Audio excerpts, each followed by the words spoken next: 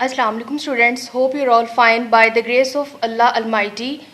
Class 10, our today's lecture is about narrations, and in this lecture we are going to discuss exclamatory sentences.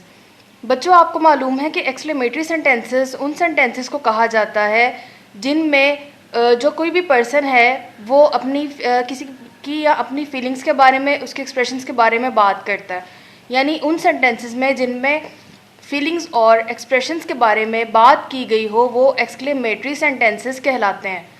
हम जब narrations में exclamatory sentences को देखते हैं तो उसमें हमारे पास जो रूल है वो ये है कि सेड टू, यानी कि आपके पास जो स्टेटमेंट है वो सेड है या सेड टू है, वो किस में चेंज हो जाता है? Exclaim with joy. अगर तो आपकी जो डायरेक्ट नरेशन है, आपकी डायरेक्ट नरेशन में वर्ड हुर्रा लिखा हुआ है, ठीक है, यानी कि hurrah we have won the match. अब यहाँ पर आप स्टूडेंट्स देख सकते हैं कि आपके सामने एक स्टेटमेंट में हुर्रा लिखा हुआ है, we have won the match, यानी कि मैच जीतने पर सेलिब्रेशन की जा रही है, कोई खुशी की बात है। तो वहाँ पर बच्चों हम हुर्रा के लिए सेड टू की जगह एक्सक्लेम विद जॉय यूज़ करेंगे। जब बात होगी अगर किसी सेंटेंस में ओह या अलास का वर्ड है तो वहाँ पर हम लिखेंगे एक्सक्लेम विद सोरो। अगर कोई स्टेटमेंट ऐसी स्टेटमेंट है जिसमें सरप्राइज या वंडर शो किया गया है, जैसे हाउ एंड व्हाट, जैसे what a beautiful scene, how beautiful scene it is. Alright students, तो बेटा यहाँ पर आप क्या करेंगे कि हाउ और व्हाट, यानी कि जहाँ पर वंडर शो किया गया है वहाँ पे बच्चे आप लिखोगे एक्सक्लेम विद वंडर। इसके अलावा अगर किसी सेंटेंस में लिखा हुआ है मे और वुड दैट, यानी कि किसी चीज़ की ख्वाहिश की गई है या दुआ की गई है, तो वहाँ पर आप सेड टू की जगह लिखेंगे प्रेड और विश्ड। सेकेंड रूल है हमारे सामने change of tenses. Change of tenses and pronouns, वो आप जानते हैं कि जो भी हमारा रिपोर्टिंग स्पीच होगा उसके अकॉर्डिंग चेंजेस होगी। मोस्टली हमारे रिपोर्टिंग स्पीच किस टेंस में होता है? पास्ट टेंस में। तो आपने जो टेंस की और प्रोनाउंस की चेंजेस करनी है वो भी आपने इस टेंस के अकॉर्डिंग करनी है। आपके सामने एग्जाम्पल है he said hurrah we have won the match. Clear? अब यहाँ पर आप एग्जाम्पल में देख सकते हो कि ही सेड उसको हमने किस में चेंज किया? अब क्योंकि hurrah we have won the match celebration वाली बात है, खुशी वाली बात है, उसको हमने सेड को किस में चेंज किया? एक्सक्लेम विद जॉय में। दैट, अब बाहर थर्ड पर्सन है और यहाँ पर वी जो है वो फर्स्ट पर्सन है। तो बच्चे यहाँ पर इसको करने के लिए करेंगे वी जो फर्स्ट पर्सन था उसको हमने थर्ड पर्सन में चेंज किया। अब वी प्लूरल है तो प्लूरल में थर्ड पर्सन क्या हमारे पास आएगा? दे। इन्वर्टेड कॉमास के इंस्टेड यहाँ पर दैट कंजक्शन आ गया दे के साथ। अब क्योंकि पास्ट टेंस है तो हैव का पास्ट टेंस में क्या यूज करेंगे? हैड। और फिर हैड के साथ वर्ब की third form they had won the match as it is आ गया। सेम बच्चों यहाँ पर हम क्या करेंगे? हमने देखा कि ये प्रे की फॉर्म में है ही सेड। अब ही सेड के लिए हमने सेड की जगह प्रेड यूज किया। इन्वर्टेड कॉमास के इंस्टेड दैट आ गया। सब्जेक्ट गॉड था, गॉड को हमने एज इट इज लिखा। उसके बाद अब मे यहाँ पर मौजूद है प्रे के फॉर्म के लिए, यानी कि मॉडल वर्ब प्रे है। लेकिन बच्चों यहाँ पर हमने क्योंकि पास्ट टेंस में इसको करना है तो हम यहाँ मेड की पास्ट फॉर्म माइट लिखेंगे। गॉड माइट, अब क्योंकि माइट यहाँ पर पास्ट फॉर्म में आ गया इसलिए जो हमारा मेन वर्ब है वो फर्स्ट फॉर्म ऑफ वर्ब में ही आएगा, ठीक है। गॉड माइट हेल्प, अब मी फर्स्ट पर्सन है लेकिन हमारे जो रिपोर्टिंग स्पीच है वो थर्ड पर्सन है, तो फर्स्ट पर्सन को हमने थर्ड पर्सन में जब ऑब्जेक्टिव केस में चेंज किया तो हमारे पास क्या आ गया? हिम। Help him do. अब माई को हम किस में चेंज करेंगे? वही हमारा रूल जो हमने थर्ड पर्सन में माई को चेंज किया, तो यहाँ पर ही हिज में चेंज हो गया, his duty as it is आ गया। अब स्टूडेंट्स हम आते हैं नेक्स्ट हमारी जो इंपेरेटिव सेंटेंसेस की फॉर्मेशन है उसकी तरफ।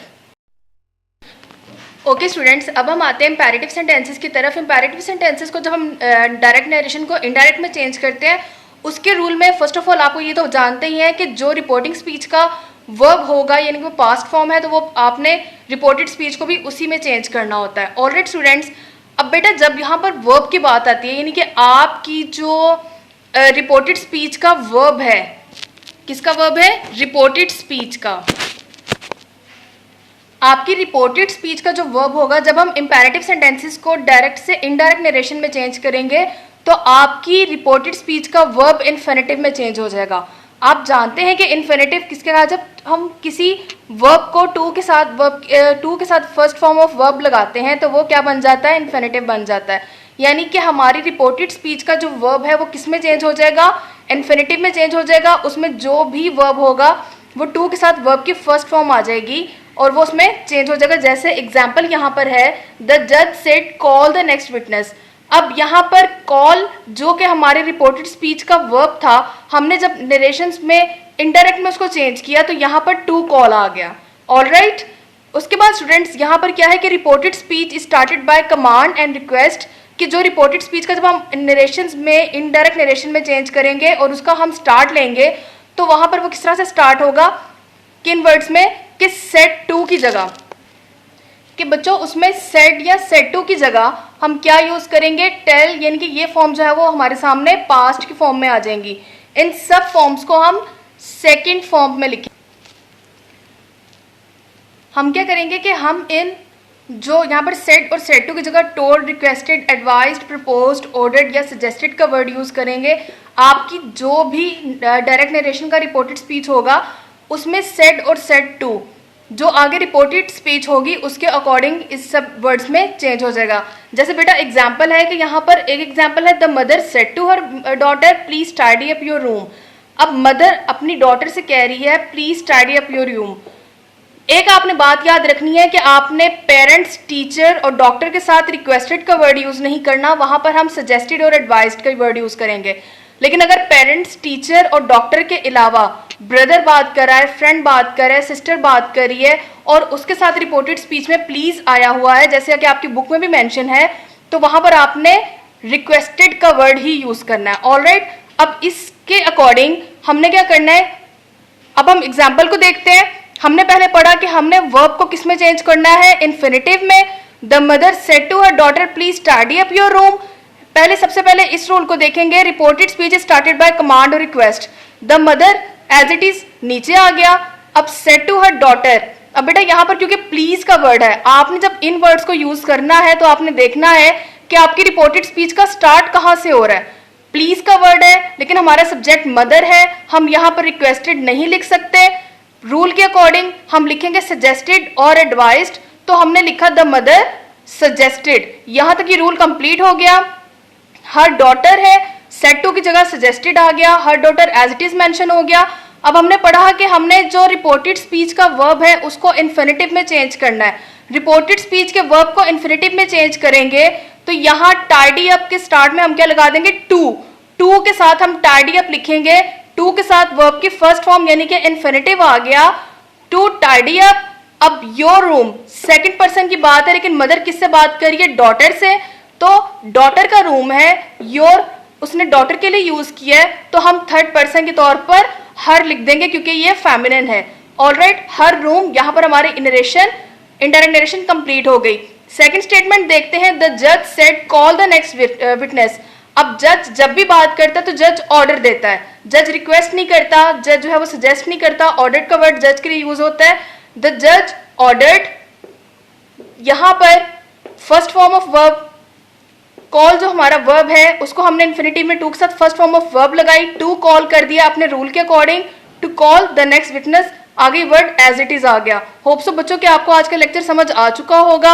अगर कुछ समझ नहीं आएगा तो लेक्चर दोबारा देख लीजिएगा। आपके नोट्स में भी इंपैरेटिव और एक्सक्लेमेटरी दोनों सेंटेंसेस के जो है सेंटेंसेस इनडायरेक्ट नरेशन में चेंज हुए हैं, लेकिन आपने उनको देखकर नहीं सॉल्व करना, आपने उनकी बार बार प्रैक्टिस करनी है। आपकी जो मिस्टेक्स होंगी नोट के साथ टैली करके उसको दोबारा प्रैक्टिस कीजिएगा। अपना बहुत ख्याल रखिएगा। अल्लाह हाफिज।